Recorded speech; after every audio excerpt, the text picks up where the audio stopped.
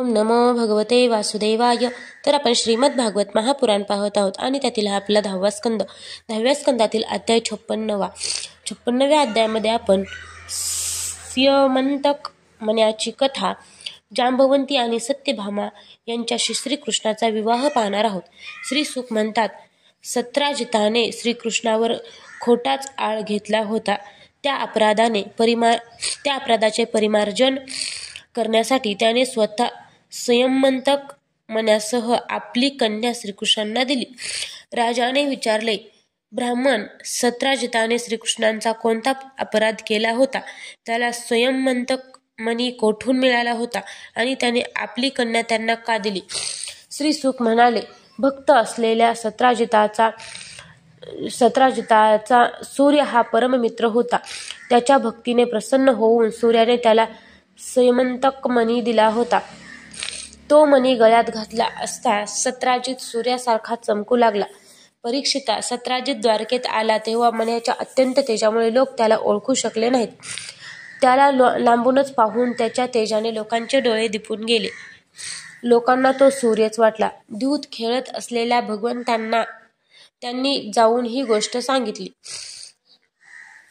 लोक म्हणाले, हे शंख चक्र गदाधारी नारायणा, कमलनयन दामोदरा, यदुनंदन गोविंदा आणि आपणास नमस्कार असो.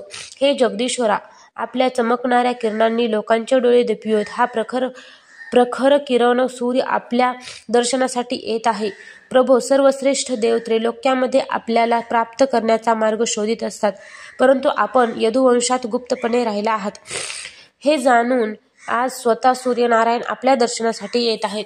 श्री सुख म्हणतात, अज्ञानी लोकांचे हे बोलणे ऐकून कमलनयन भगवान श्रीकृष्ण हसून म्हणाले, अहो, हे सूर्यदेव नाहीत, हा मण्यामुळे चमकणारा सत्राजित आहे. यानंतर सत्राजित आपल्या मंगल उत्सव चालू असलेल्या समृद्ध घरामध्ये आला. ब्राह्मणांकरवी त्याने तो मणी देवघरात स्थापन केला. परीक्षिता, तो मणी दररोज 8 भार सोने देत असे आणि जेथे त्याचे पूजन होत असे तेथे दुर्भिक्ष, महामारी, ग्रहपीडा, सर्पभय, मानसिक आणि शारीरिक व्यथा तसेच निरनिराळ्या मायांचा उपद्रव इत्यादी काहीही अशुभ घडत नसे. एकदा प्रसंगवशात श्रीकृष्ण त्याला म्हणाले, सत्राजिता, तू तुझ्या जवळचा मणी राजा उग्रसेन यांना दे. परंतु तो लोभी असल्यामुळे त्याने तो मणी दिला नाही. यामुळे भगवंताच्या आज्ञेचे उल्लंघन होईल याचा विचारही त्याच्या मनात आला नाही. एके दिवशी सत्राजिताचा भाऊ प्रसेन याने तो अतिशय प्रकाशमान मणी आपल्या गळ्यात घातला आणि घोड्यावर स्वार होऊन तो शिकारीसाठी वनात गेला. तेथे एका सिंहाने घोड्यासह प्रसेनाला मारून तो मणी काढून घेतला. तो आता पर्वतात शिरणार इतक्यात जांबवानाने त्या मण्यासाठी त्याला मारले. तो मणी आपल्या गुहेमध्ये नेऊन त्याने तो मुलाला खेळावयास दिला. आपला भाऊ परत न आल्याचे पाहून सत्राजिताला अतिशय दुःख झाले. गळ्यात मणी घालून वनात गेलेल्या माझ्या भावाला श्रीकृष्णानेच मारले असावे. सत्राजिताचे हे म्हणणे ऐकून लोकही आपापसात तेच कुजबुजू लागले. श्रीकृष्णांनी जेव्हा हे ऐकले तेव्हा आपल्याला लागलेला हा कलंक पुसून टाकण्यासाठी ते नगरातील काही पुरुषांना बरोबर घेऊन प्रसेनाला शोधण्यासाठी वनात गेले. तेथे शोध घेत असता लोकांना दिसले की जंगलामध्ये सिंहाने प्रसेन आणि त्याच्या घोड्याला मारले आहे. आणि पुढे जाऊन पाहतात तर पर्वतावर एका अस्वलाने सिंहालाही मारून टाकले आहे. भगवान श्रीकृष्णांनी सर्वांना बाहेरच बसून आपण एकट्यानेच त्या घोर अंधकाराने भरलेल्या अस्वलाच्या भयंकर गुहेत प्रवेश केला. मुलाला खेळण्यासाठी दिलेला तो मौल्यवान मणी पाहून त्याच्याकडून काढून घेण्याच्या उद्देशाने तो मुलाजवळ जाऊन उभे राहिले. त्या गुहेत एका अपरिचित माणसाला आल्याचे पाहून मुलाची दाई घाबरून ओरडू लागली. ते ऐकून महाबलवान वृक्षराज जांबवान रागावून तेथे धावत आला. परीक्षिता, जांबवानाला तो सामान्य मनुष्य वाटल्यामुळे त्याला राग आला. त्याचे सामर्थ्य त्याला माहीत नव्हते, त्यामुळे तो आपल्या स्वामींशीच युद्ध करू लागला. मांसाच्या तुकड्यासाठी ज्याप्रमाणे दोन ससाने आपापसात लढतात, त्याचप्रमाणे विजयाच्या इच्छेने श्रीकृष्ण आणि जांबवान आपापसात घनघोर युद्ध करू लागले. अगोदर शस्त्रांनी, नंतर मोठमोठ्या दगडांनी, नंतर झाडांनी आणि शेवटी बाहूंनी ते युद्ध करू लागले. वज्रप्रहाराप्रमाणे कठोर ठोसे एकमेकांना मारी ते दोघे 28 दिवसपर्यंत विश्रांती न घेता रात्रंदिवस लढत होते. शेवटी श्रीकृष्णांच्या ठोशामुळे जांबवानाची हाडे खिळखिळी झाली, त्याचा उत्साह मावळला, शरीर घामाने डबडबले. तेव्हा त्याने अत्यंत आश्चर्यचकित होऊन भगवान श्रीकृष्णांना म्हटले, हे प्रभो, मी आता जाणले की आपणच सर्व प्राण्यांचे स्वामी, रक्षणकर्ते, पुराण पुरुष भगवान विष्णू आहात. आपणच सर्वांचे प्राण, इंद्रिय बल, मनोबल आणि शरीरबल आहात. विश्वाची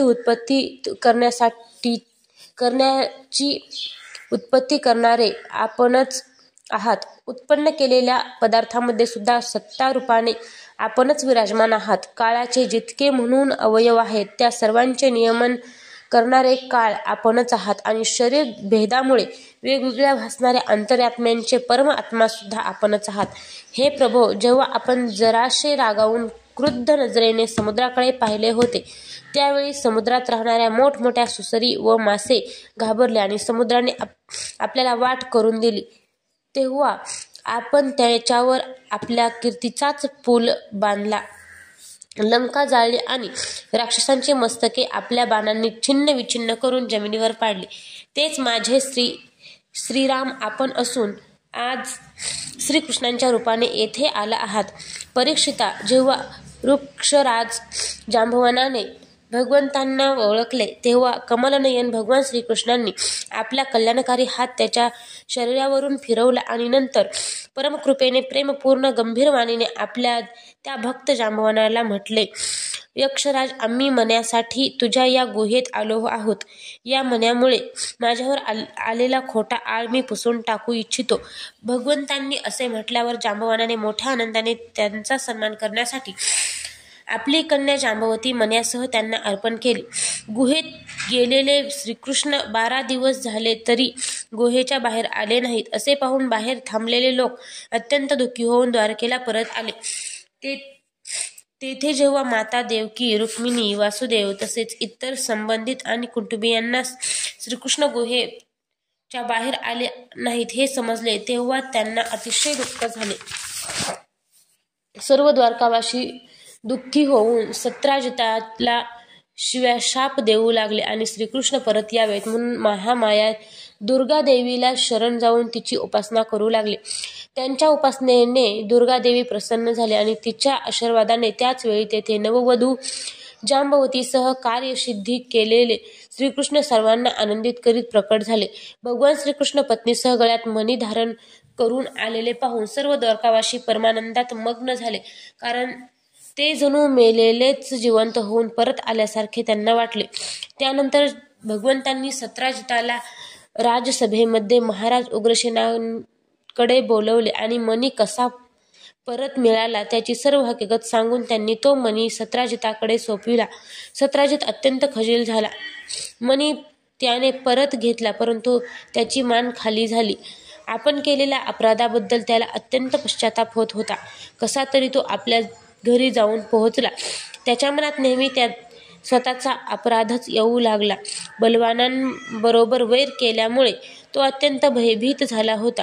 तो विचार करत होता की मी आपल्या अपराधांचे परिमार्जन कसे करावे, श्रीकृष्ण आपल्यावर कसे प्रसन्न होतील, काय केल्याने माझे कल्याण होईल आणि लोक माझी निर्भर्त्सना करणार नाहीत.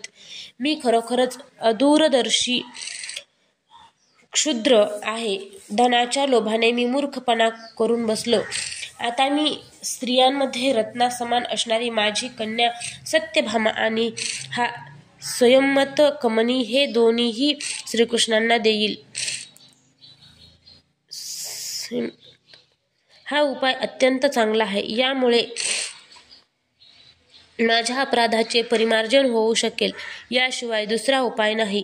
सत्राजिताने विवेकबुद्धीने असा निश्चय करून तो अंमलात आणण्यासाठी तो स्वतः उद्योगाला लागला आणि त्याने आपली सुंदर कन्या व संयमत